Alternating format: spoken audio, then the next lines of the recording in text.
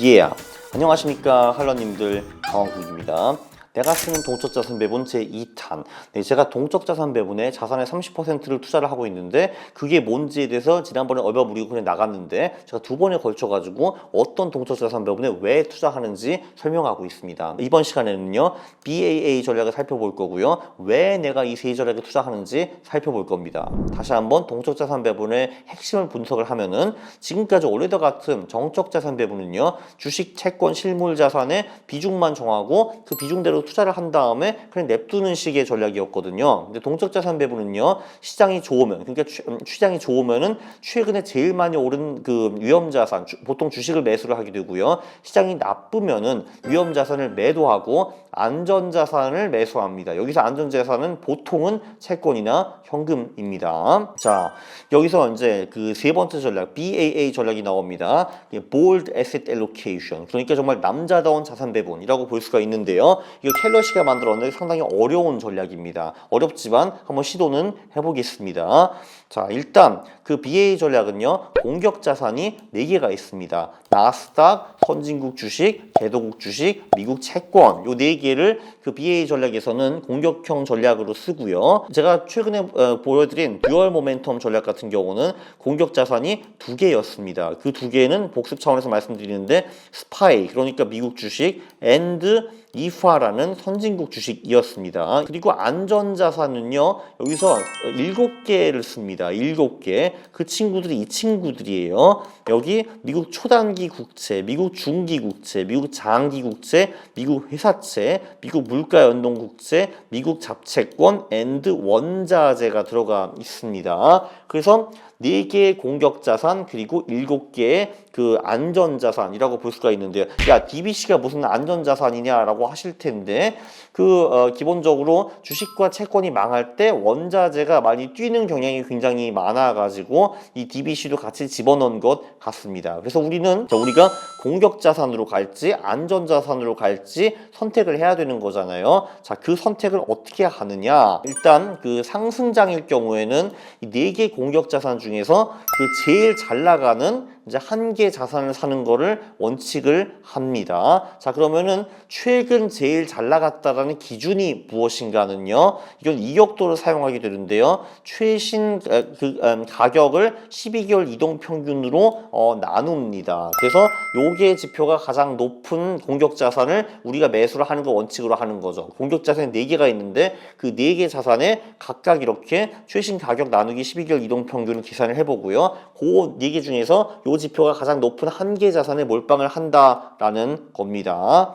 자, 그러면은 우리가 아직 그 얘기를 안 했죠. 언제 공격 자산이냐, 언제 안전 자산이냐, 그 얘기를 아직 안 했거든요. 그거를 할 때는 카나리아 자산을 쓰게 되는데 카나리아 친구들은 이 네 놈들입니다. 이 네 놈들 스파이, 이파, EM, AG를 쓰게 되는데 자, 얘네들의 모멘텀 스코어가 플러스냐 마이너스냐 계산을 하는 거고요. 자, 그 모멘텀 스코어는 어떻게 계산하는 것인가? 이런 식으로 계산을 합니다. 최근 한 달 수익을 12로 곱하고 최근 3개월 수익을 4로 곱하고 최근 6개월 수익을 2로 곱하고 최근 12개월 수익을 1로 곱합니다. 그리고 이걸 다 더합니다. 다 더하면 여기 나오거든요.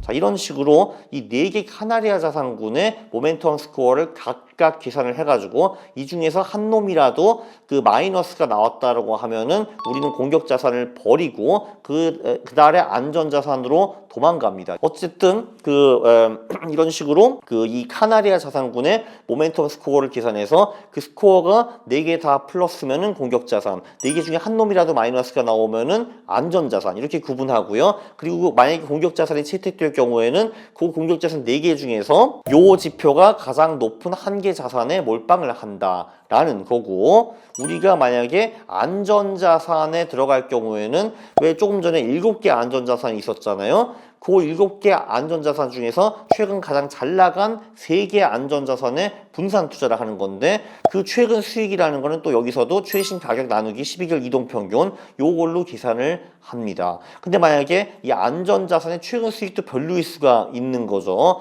그래서 이제 지금 이 안전자산의 가격이 12개월 이동평균보다 아래일 경우에는 우리는 그 안전자산을 사지 않고 현금을 보유를 합니다. 세계 안전자산의 33.3%를 배분을 하되 그 안전자산 중에서 12개월 이동평균보다 더 밑에 있는 안전자산이 있으면은 그 안전자산은 그 현금으로 그냥 들어간다라는 거죠. 그래서 그 현금 비중이 0%, 33%, 66%, 100%그 네 개 중에 하나가 결국은 됩니다. 굉장히 어려운 전략이죠. 일단 공격자산과 안전자산이 있고 카나리아라는 놈을 통해서 지금 내가 내 돈을 공격자산을 넣을지 안전자산을 넣을지 봐야 되는 거고 공격자산 중에서 투자하게 되면은 4개 중에서 가장 많이 오른 놈에 투자하는 거고 안전자산의 경우에는 7개 안전자산 중에서 최근에 가장 잘 나가는 3개 안전자산에 투자를 하는 거고 그 안전자산 중에서도 비실거린 놈이 있으면은 그거는 현금으로 간다. 와, 개 복잡해. 와. 근데 이걸 한 이유가 뭐냐 하면요. 그냥 기본적으로 이 전략이 연봉이익이 굉장히 높거든요. MDD도 양호한 편이고요. 그래서 투자를 하는 겁니다. 여기다가 이 BA 전략이에요. 복잡하지만 돈을 잘 버니까 투자를 하고 있고요.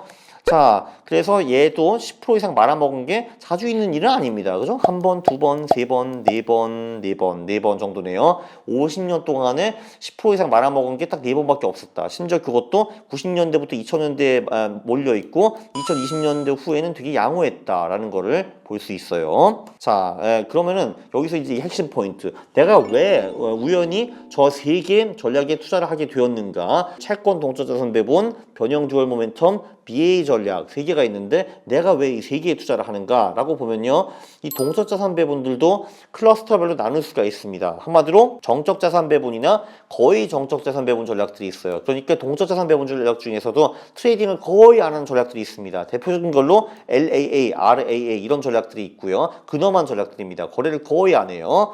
그리고 두 번째는 느리고 심플한 동적자산 배분들이 있습니다. 듀얼 모멘텀처럼요, 또는 변형 듀얼 모멘텀처럼 그 1년 수익률을 기준으로 봐가지고 투자를 할지 말지 경하는 그런 전략들이거든요. 근데 1년 수익이라는 거는 굉장히 천천히 움직이는 거잖아요. 왜냐면 1년 전과 비교를 하기 때문에. 그래서 얘도 그 트레이딩이 조금 전에 LA보다는 많지만 그래도 자주 있는 일은 아닙니다. 네, 그래서 이게 느리고 심플한 전략들이 있고요. 근데 반대로 BAA 전략 같은 경우는요, 카나리아 자산의 모멘텀 스코어를 측정할 때 최근 한 달 또는 석 달 수익률의 비중이 굉장히 크기 때문에 BA 같은 경우는 굉장히 빨리 사고 파는 전략입니다. 그래서 시장의 변화에 굉장히 민감하게 빨리 움직이는 전략이에요. 조금 전에 변형 듀얼 모멘텀 전략은 좀 느리게 움직이는 전략이라고 했습니다. 그래서 이 두 전략들은 상관성이 상대적으로 엄청 높지는 않은 편입니다. 자, 그리고 그 주식을 아예 빼가지고 채권에만 투자하는 동적자산 배분도 몇 개가 있고요. 매크로 지표를 섞어서 투자하는 전략들도 있습니다. 자, 그럼 이제 이해가 되죠. 자, 당연히 클러스터 별로 투자하는 것이 유리합니다. 느린 동적자산 배분의 대명사는 그 듀얼 모멘텀이고요. 그리고 빠른 전략의 대명사는 BA 전략이 있고, 주식이 아닌 전략 중에서 채권 동적자산 배분이라는 전략이 있습니다. 그래서 세 개 전략에 나눠서 투자를 하면요, 각 전략의 MDD가 15, 15, 9인데 이 세 개 전략에 나눠서 투자했을 경우 포트폴리오 MDD가 9.3%로 많이 하락한 거를 볼 수가 있습니다. 굉장히 훌륭한 전략이죠. 아름답습니다. 그리고 이 세 전략의 상관성을 분석해 보면은 아쉽게도 저기 그 BA 전략과 듀얼 모멘텀 전략의 상관성이 0.5 정도는 나오기는 합니다. 딱히 낮지는 않지만 그래서 엄청 높지는 않거든요.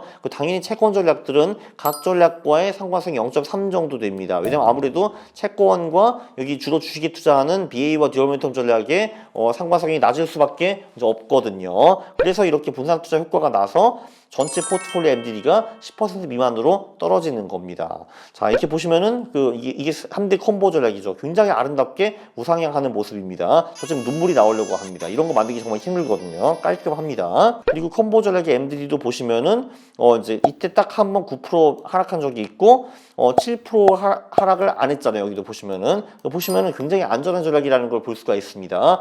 BA 전략, 변형 듀얼 모멘텀 전략, 채권 전략 각각 3분의 1을 투자하는 전략이죠. 있고요. 이게 도대체 이해가 안 된다라고 하시면은 제 유튜브 채널에 오셔가지고 커뮤니티에 제가 종목만 올리거든요. 각 전략마다. 그래서 강원국이 맞는 것 같긴 한데 잘 모르겠다. 그냥 모르겠다. 이 전략에 따라서 투자할래. 백테스 수익이 좋네. 라고 하시는 분들은 네, 커뮤니티에 오셔가지고 각 전략별로 투자하는 ETF에 그냥 투자를 하시면은 됩니다. 네, 이 영상 상당히 유익했죠. 동의하시면 구독 그리고 좋아요 부탁드리겠습니다. 싫어를 누르시면 제가 매우 싫어합니다. 감사합니다.